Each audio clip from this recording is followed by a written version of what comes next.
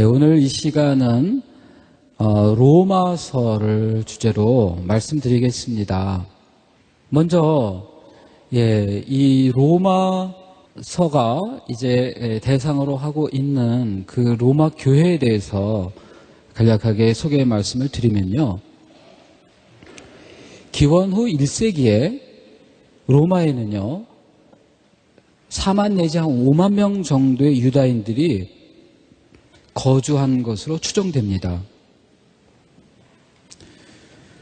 그리고 로마서가 58년경에 쓰여졌다고 볼 때에 그 당시에 이미 로마에는 그리스도인 공동체가 상당 기간 전부터 존재했음이 암시되고 있습니다.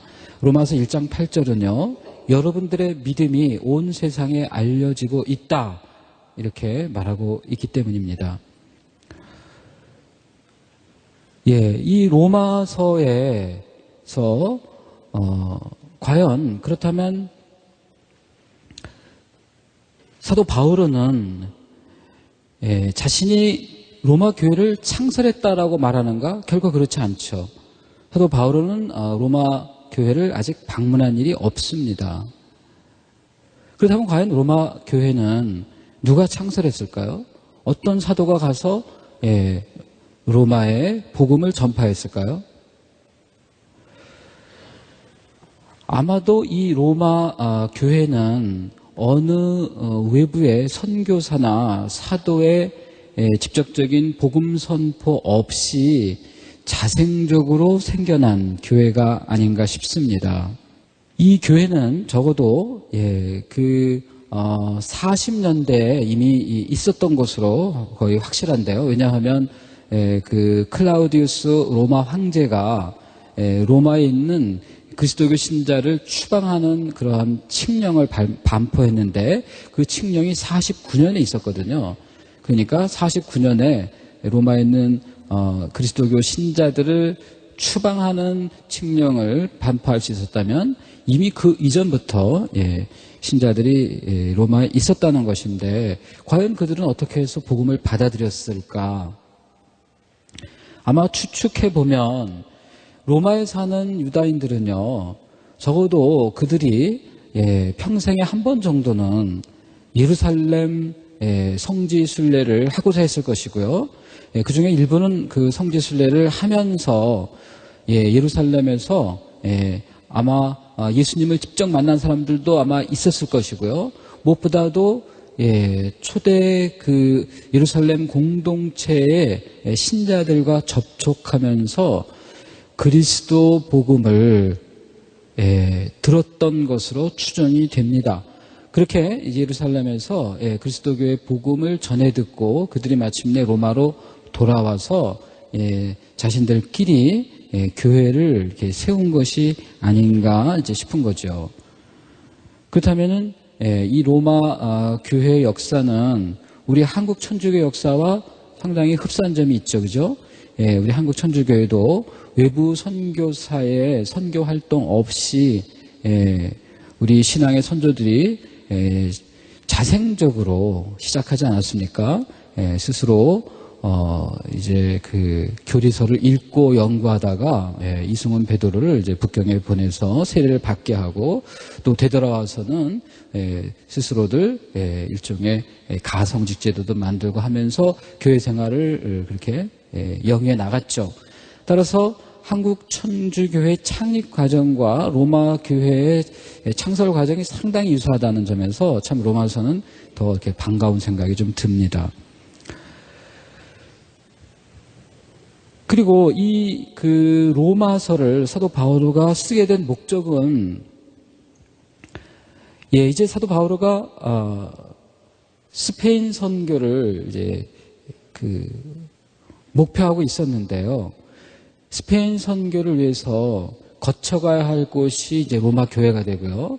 그리고 또 로마 교회 신자들의 도움이 필요했던 것이죠.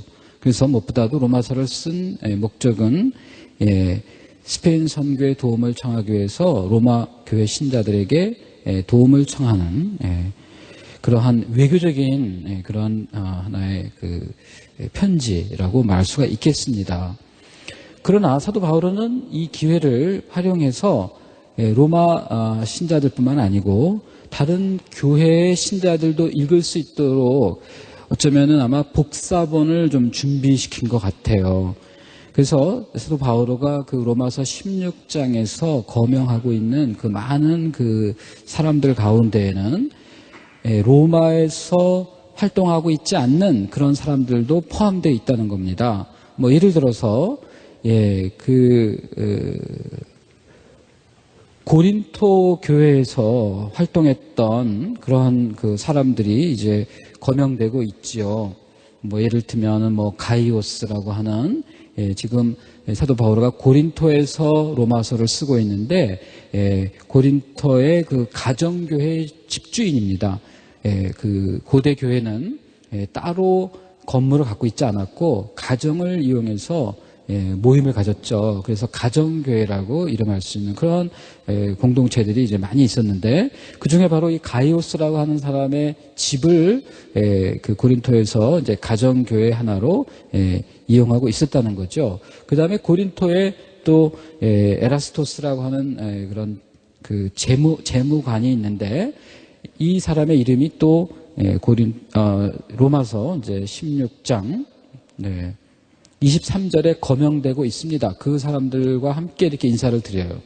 그래서 이 편지는 고린토 신자들도 읽을 수 있도록 아마 작성된 것이다라고 추정이 가능하고 그런가 하면 또 브리스킬라와 아킬라라고 하는 유다인 부부 이름이 또 그 인사 명단에 등장을 하는데 이들은 에페소에서 주로 활동했거든요. 그러니까 에페소에서 그 활동하는 그 사도들과 그 다음에 신자들을 위해서도 로마서가 아마 복사본이 아마 집필된 것이라고 봅니다. 그리고 또 그 에페소에서 처음으로 그리스도를 믿게 된 에페네토스라고 하는 그런 인물이 거명된 것도 우리 이러한 추정을 이제 뒷받침한다고 할 수 있겠습니다.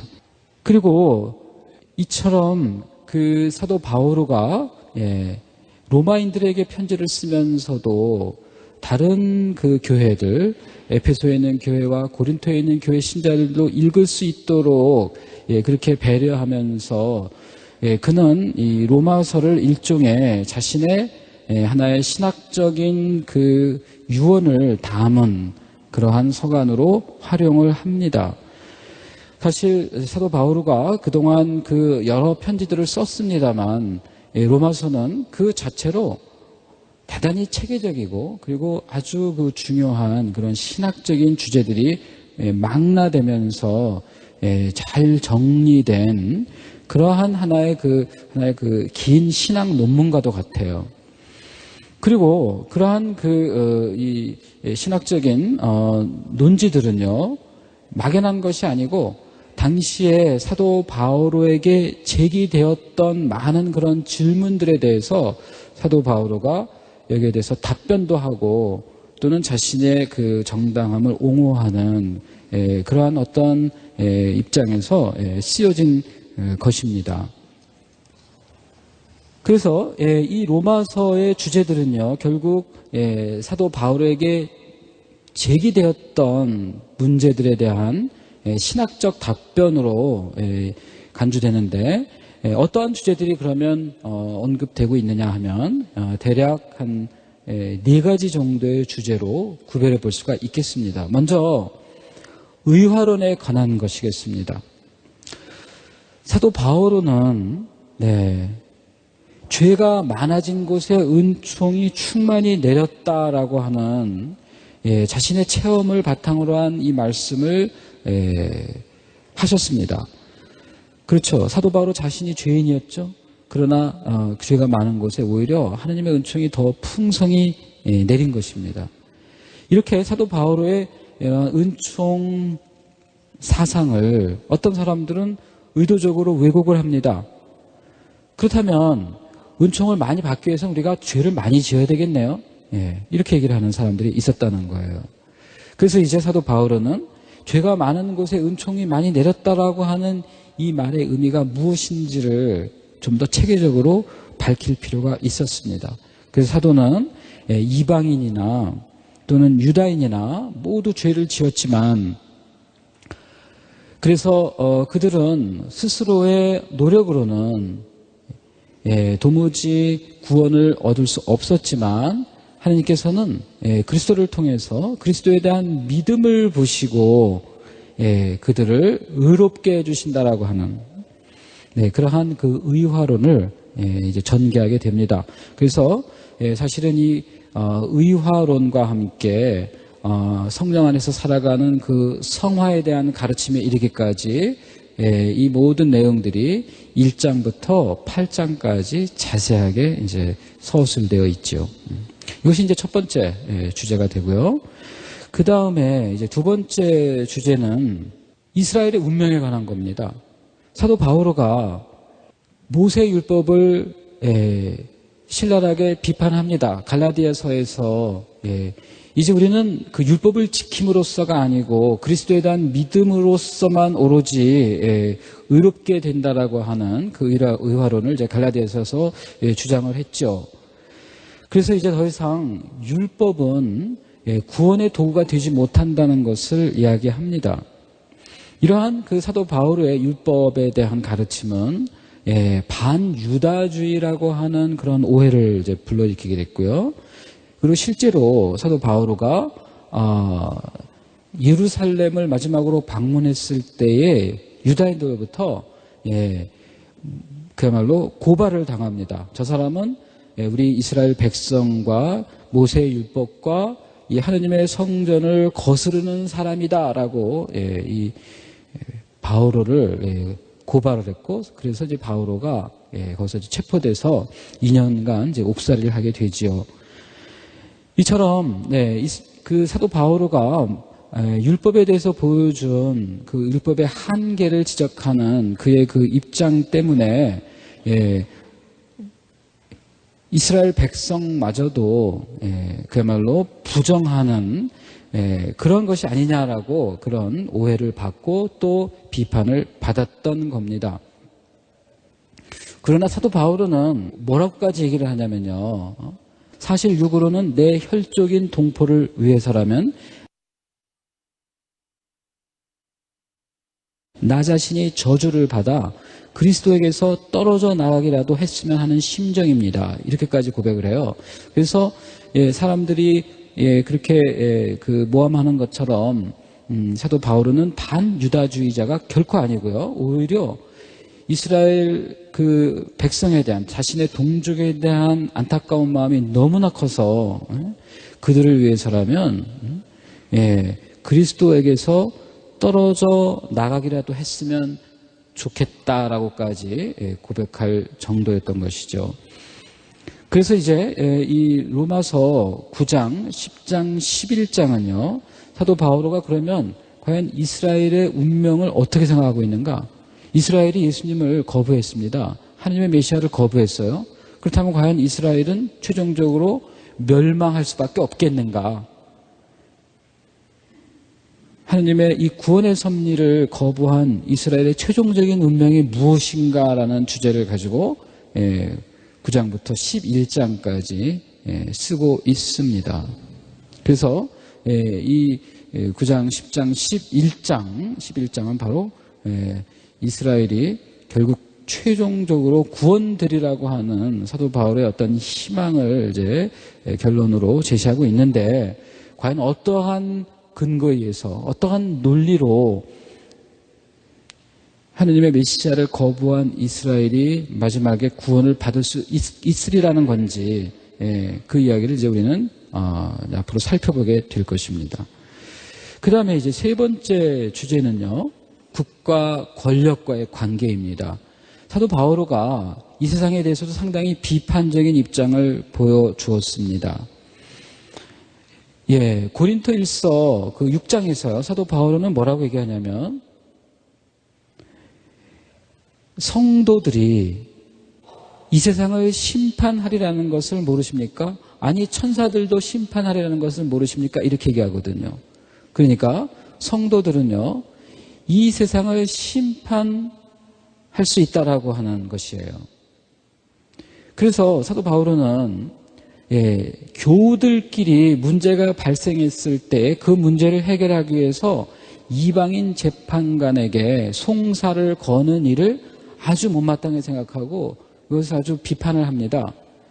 이 세상을 심판하고 심지어 천사들까지도 심판할 우리가 어떻게 우리의 문제를 스스로 해결하지 못하고 이방인 재판관을 찾아가느냐, 이렇게 이제 사도 바울가 한탄하고 있는 것이죠.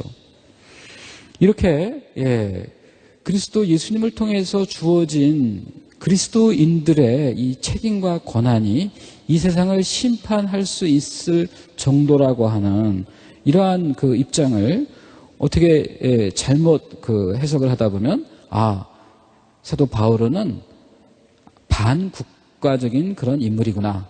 기존의 모든 그야말로 권위와 국가 권력을 부정하고 거부하는 그런 아주 위험한 인물이 아니겠나, 이런 그 오해를 할 소지가 있었지요. 그래서 이제 사도 바울은 이 점에 대해서 이제 분명히 자신의 입장을 밝힙니다.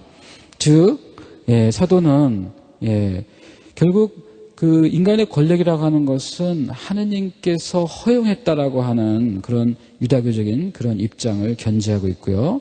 또 국가라고 하는 것은 근본적으로 백성을 위해서 존재하고, 그래서 많은 사람들의 선을 장려하고 또 악을 대항해서 싸우고, 그래서 국가가 백성을 이제 보호해줘야 한다라고 하는 그러한 그리스 사상을 이제 받아들입니다.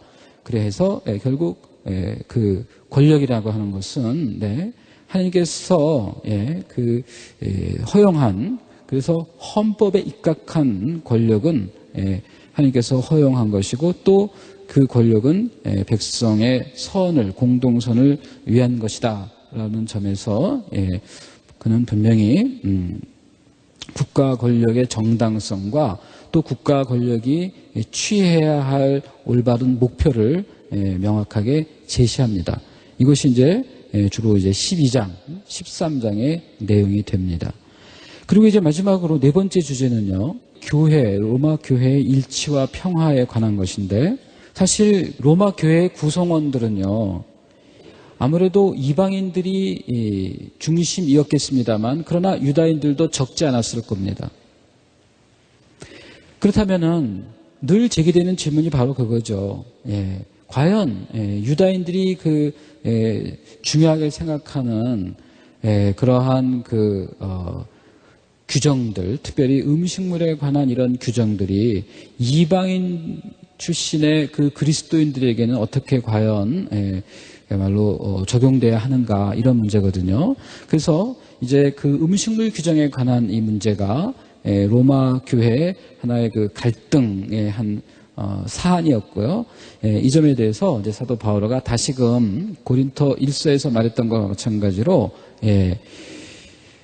형제를 위해서, 교회 일치와 평화를 위해서 음식물 규정으로 다른 형제에게 어떤 부담을 주지 말라고 얘기합니다. 그러니까 우리가 비록 음식물에 대해서 자유롭지만 거기에 대해서 양심이 약한 형제들을 배려하는 마음으로 우리는 음식물을 좀 조심해서 먹자. 즉 다시 말하면 우상에 바쳐진 음식물이나 이런 것들은 먹지 말자라고 얘기를 한 것이지요.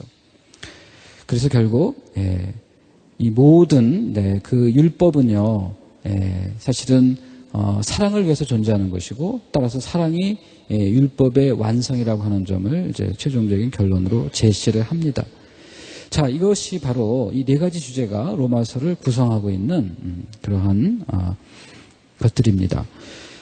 자, 그렇다면 이제 우리는 그 첫 번째 주제로 의화론에 대해서 살펴보도록 하겠습니다. 사도 바울은요, 나는 복음을 부끄러워하지 않습니다. 복음은 먼저 유다인에게 그리고 그리스인에게까지 믿는 사람이면 누구에게나 구원을 가져다주는 하느님의 힘이기 때문입니다. 라고 그렇게 선언하고 있습니다.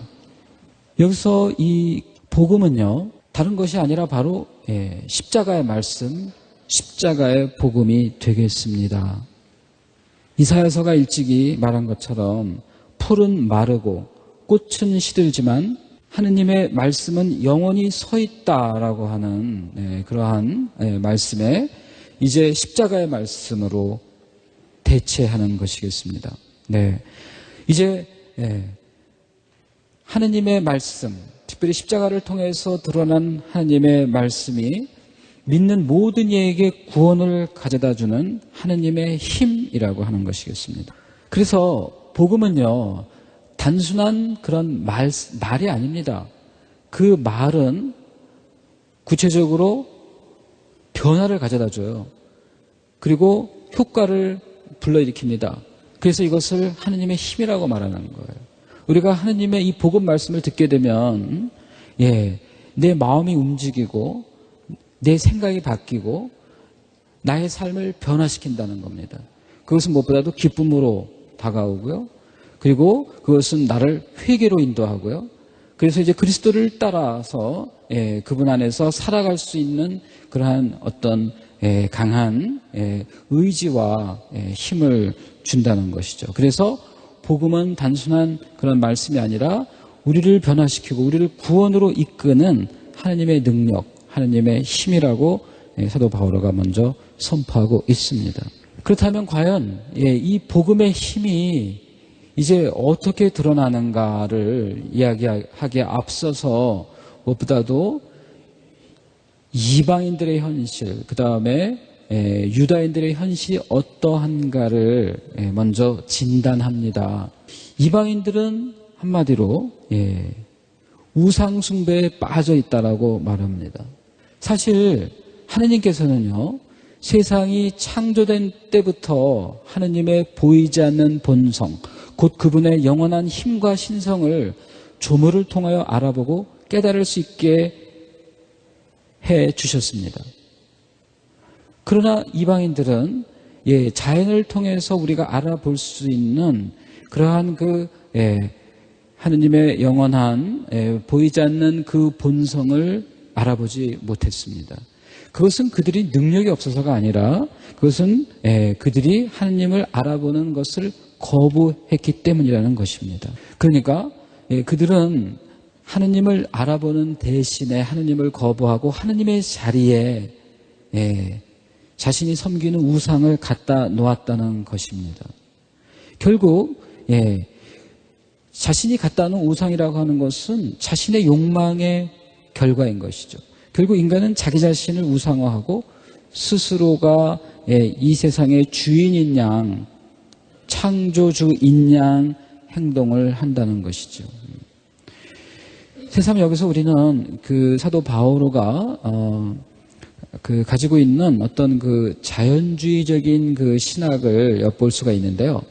즉, 우리가 비록 그 계시 진리를 모른다 하더라도 하나님이 주신 그런 자연적인 이성에 힘입어서 우리는 이 자연 사물을 관찰하는 가운데 이 사물을 만드신 창조주의 존재를 알아볼 수 있다라고 하는 것이죠. 그래서 사실은 이렇게 얘기할 수도 있습니다. 이 세상에는 두 가지 책이 있다.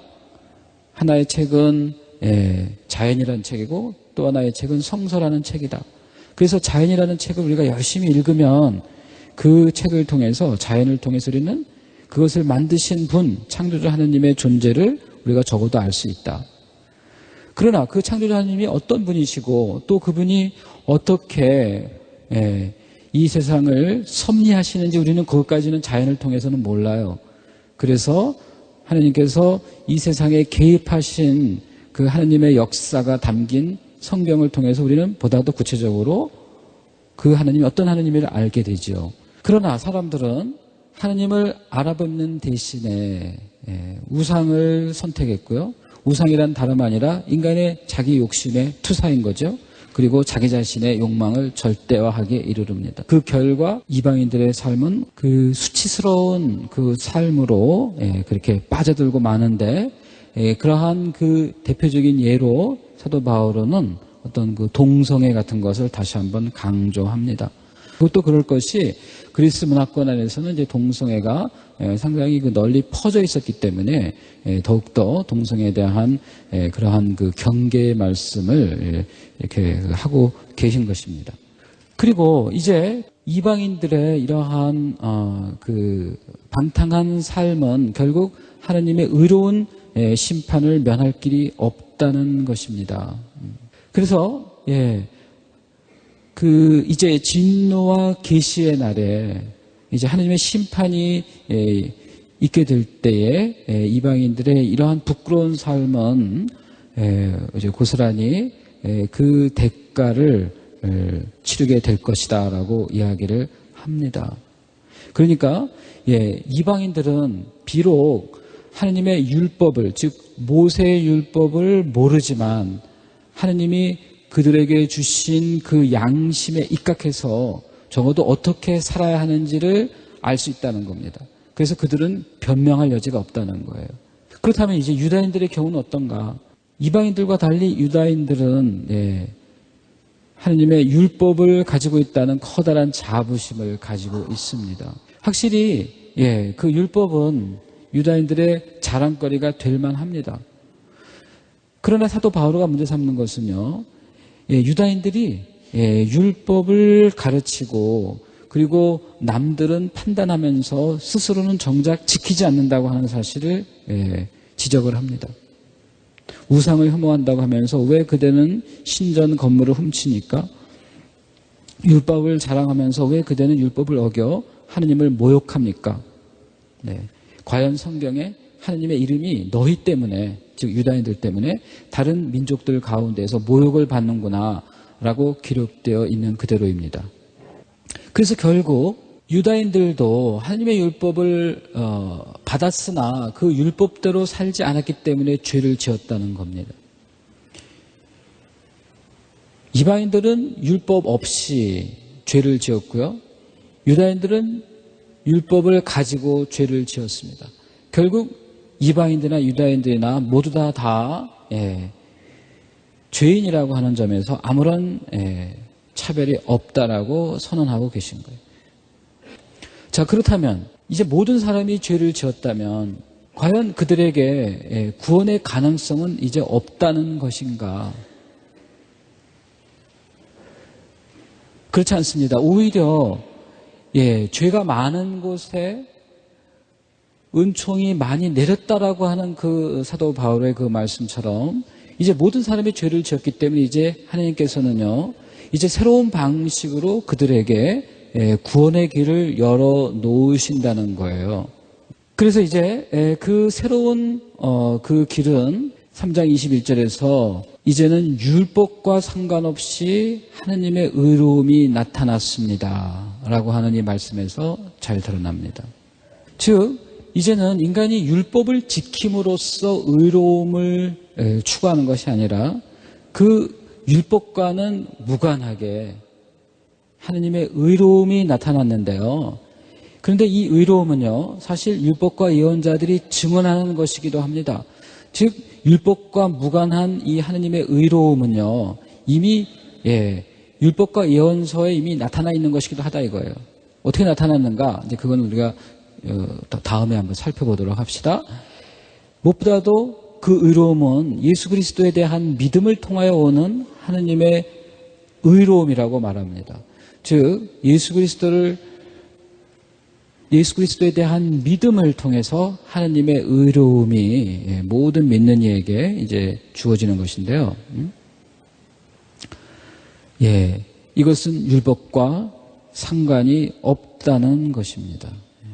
자, 이제 이 율법과 무관한 의로움의 내용이 무엇인가, 이거에 대해서 좀 더 살펴보도록 합시다.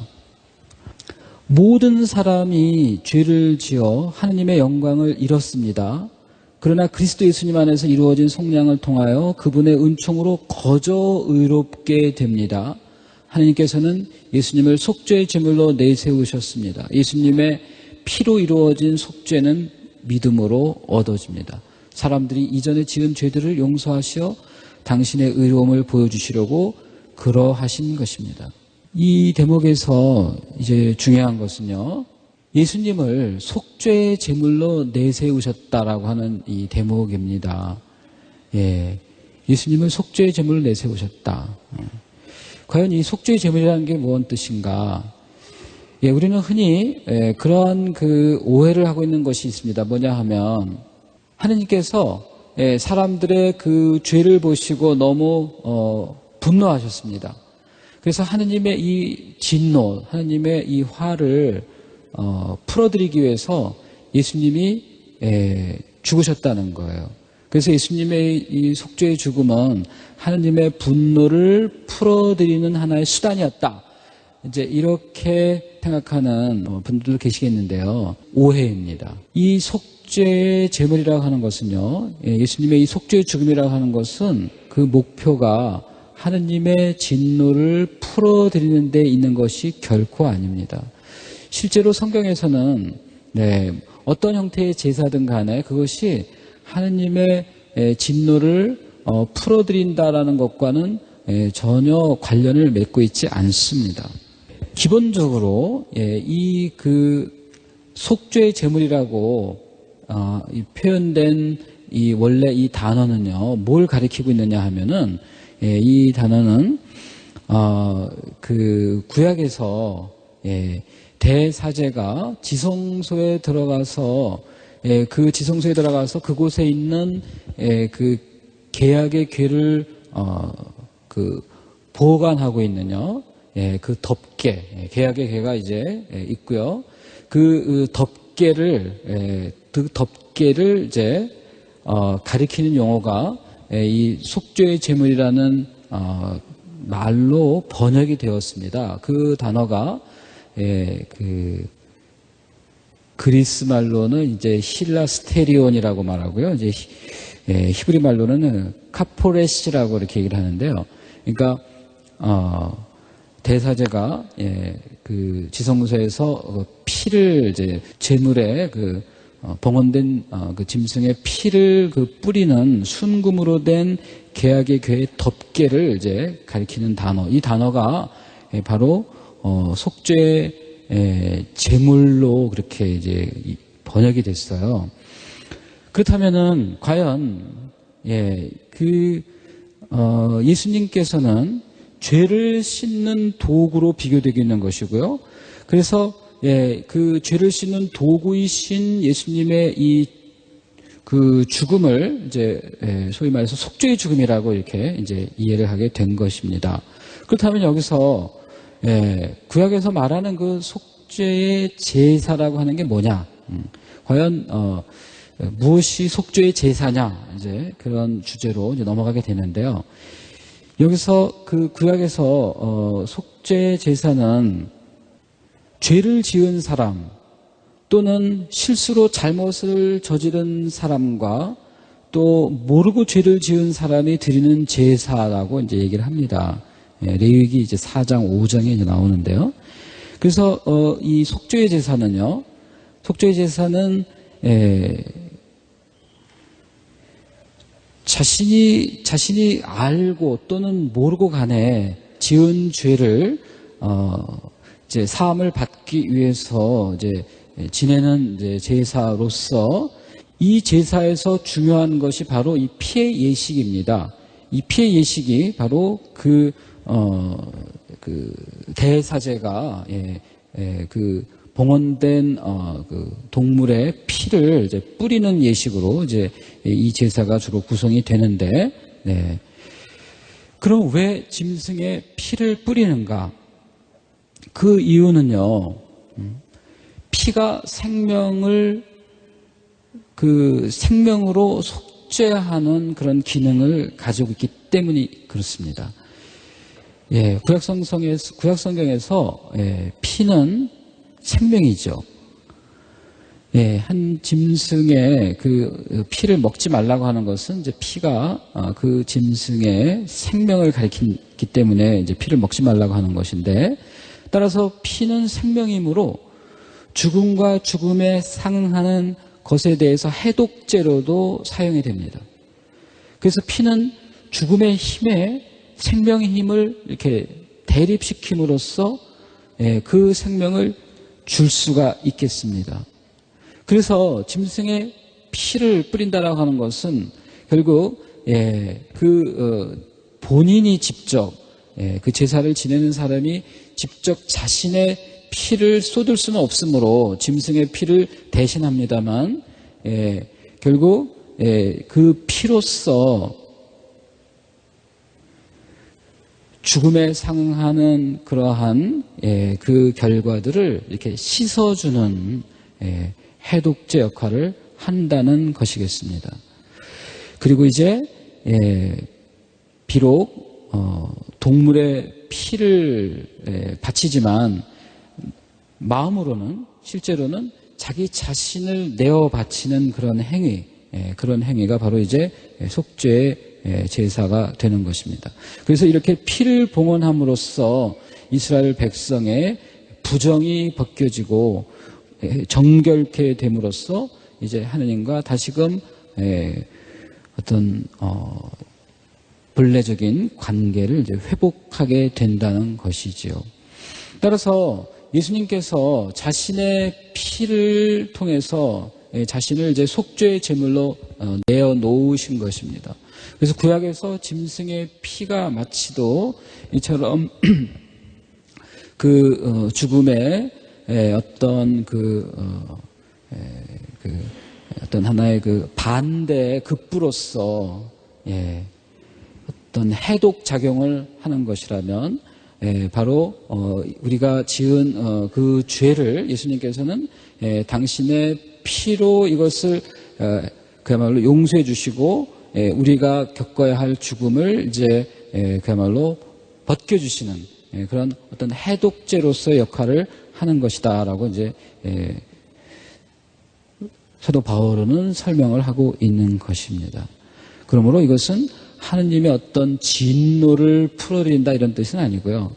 이것은 결국 하느님과 우리가 죄로 말미암아 왜곡되었던 그 관계를 회복시켜 주시기 위한 그런 하나의 수단으로서 당신의 피로써 당신을 속죄의 제물로 내놓으시고 이제 우리를 하느님과 올바른 관계로 다시금 그렇게 회복시켜 주신다는 건데요.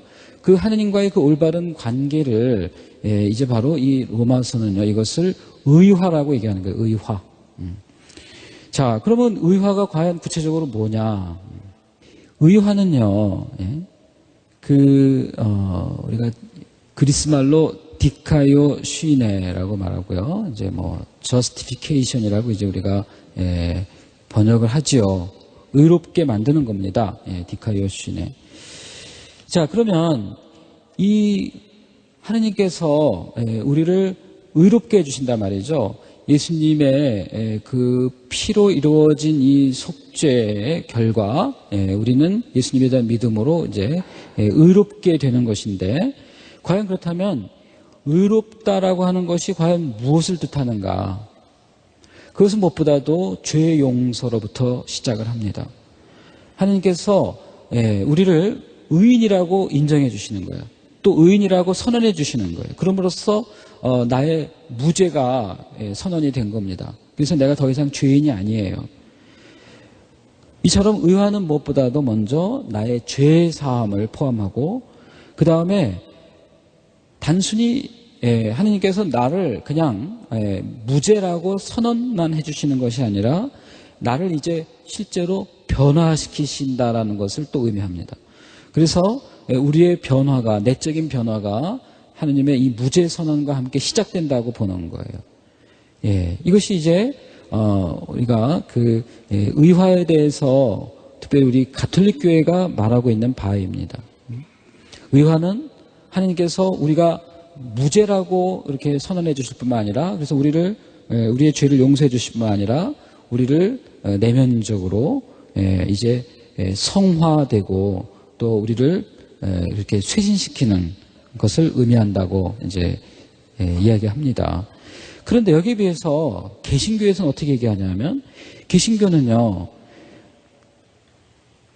결국 그리스도인은 믿음으로 말미암아 의롭게 된다라고는 하지만 그러나 우리는 결국 의인이면서 동시에 죄인이다라고 하는 거. 그 유명한 시물 유스투스 앳 페카토르라고 하는 그 유명한 말이 있죠. 그래서 우리는 결국 의인이면서 동시에 죄인이다 이렇게 마르틴 루터는 이야기를 합니다. 그래서 그 개신교는요 의화라는 말을 잘 쓰지 않습니다. 왜냐하면 결국 우리는 하나님이 우리를 의롭다라고 이렇게 인정은 해주시고 또 그렇게 불러는 주셨지만 실제로 나 자신은 여전히 죄인이기 때문에 그런 거예요. 그래서 이 개신교에서 생각하는 이 의화는요, 인간이 가지고 있는 이 근본적인 이 한계, 이 죄를 지을 수밖에 없는 인간의 한계를 더 중시하고 그 점에 중점을 둡니다. 그래서 하나님이 아무리 우리를 의롭다라고 그렇게 인정을 해주더라도 그래서 나는 의인이기도 하지만 하나님 앞에서 그러나 동시에 나는 어쩔 수 없이 죄인이라고 하는 사실을 굉장히 강조해요. 그래서 나는 의인이면서 동시에 죄인이다. 이것이 바로 이제 그 루터에서부터 시작해서 오늘날에도 개신교회가 견지하고 있는 그 의화의 교리인 것입니다. 사실 우리가 의인이면서 죄인이다라고 하는 루터의 말을 우리가 감히 참 그렇게 부정하기 좀 어렵죠. 그렇습니다. 왜냐하면 나는 확실히 나의 믿음을 통해서 나의 믿음을 보시고 하나님께서 나를 의롭다라고 그렇게 말씀은 해주셨지만 그러나 나는 여전히 죄인인 걸 내가 너무나 잘 알죠. 나는 여전히 죄를 짓고 있죠. 나의 한계를 너무나 잘 알고 있습니다. 그런 점에서 의인이면서 동시에 죄인이라고 하는 이 루터의 이 말은 실존적인 측면에서 볼 때 도무지 거부하기 어려운 진실이 있습니다. 그래서 이제 이 아우구스틴 성인은요, 이 점을 아주 더 명확하게 좀 구별해서 얘기를 합니다. 우리가 믿기 전에는요, 죄를 짓지 않을 수 없는 상태에 있었어요. 그러나 이제 우리는 그리스도를 믿으면서부터는 하느님의 그 성령에 힘입어서 이제는 죄를 짓지 않을 수 있는 상태로까지 나아가게 됐어요. 그리고 이제 장차 부활의 삶 안에서는요, 이제는 죄를 지을 수가 없는 상황으로 결국 변화되리라고 하는 거예요. 아주 그 단계가 너무나 정말 그 적절합니다. 우리가 믿음 이전에는 그리스도를 몰랐을 때에는 자신의 욕망에 따라 사는 삶에 충실했고 그래서 죄를 짓지 않을 수 없는 상황이었어요. 그러나 이제 그리스도를 알고 하나님의 성령 안에서 살기 시작하면서부터는 이제 죄를 짓지 않을 수 있는 상황으로 나아갔어요. 그럼에도 불구하고 여전히 죄를 짓는다는 얘기겠죠. 그러나 이제 부활의 삶 안에서는 이제 죄를 지을 수 없는 그런 우리의 변화된 삶으로 나갈 것이다 이렇게 얘기를 합니다.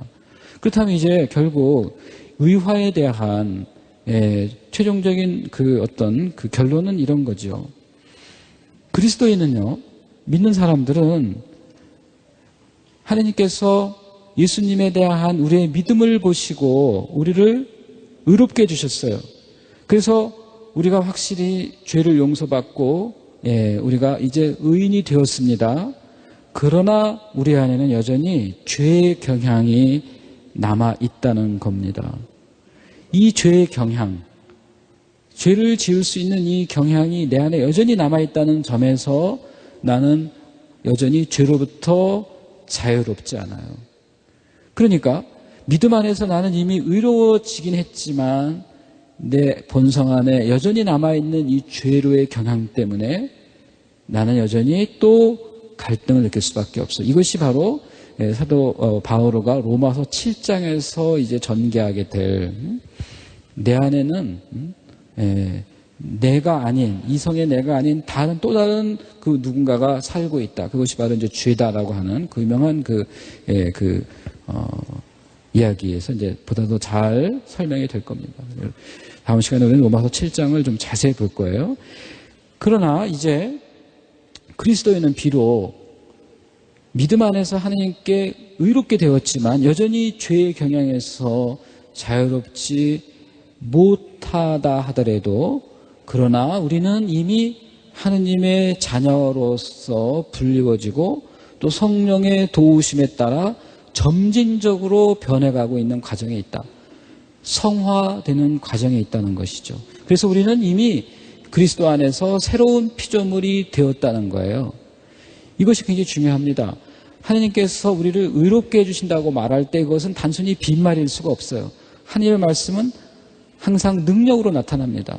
아까 우리가 그랬죠. 1장 16절에서 복음이 뭐냐? 그것은 믿는 이들에게 구원으로 이끄는 하나님의 능력이라고 말했습니다. 그 능력은 무엇보다 우리를 변화시키고 우리를 새롭게 하는 능력인 거예요. 그래서 이 의화에 대한 이야기는요, 예수님, 하나님께서 우리 예수님에 대한 믿음을 보시고 단지 우리를 그냥 의롭다라고 그냥 말씀으로만 그렇게 이야기하는 게 아닙니다. 그 말씀을 통해서 우리를 실제로 변화시키는 거예요. 그래서 비록 나는 죄로의 경향을 아직 가지고는 있지만 점진적으로 그 말씀 안에서 또한 변화되는 그런 과정 안에 있다는 거죠. 바로 이것입니다. 자, 그래서 오늘 강의는요, 이처럼 로마서에서 가장 중요한 부분이라고 할 수 있는 믿음에 의한 의화, 여기에 이제 우리가 그동안 살펴봤고요.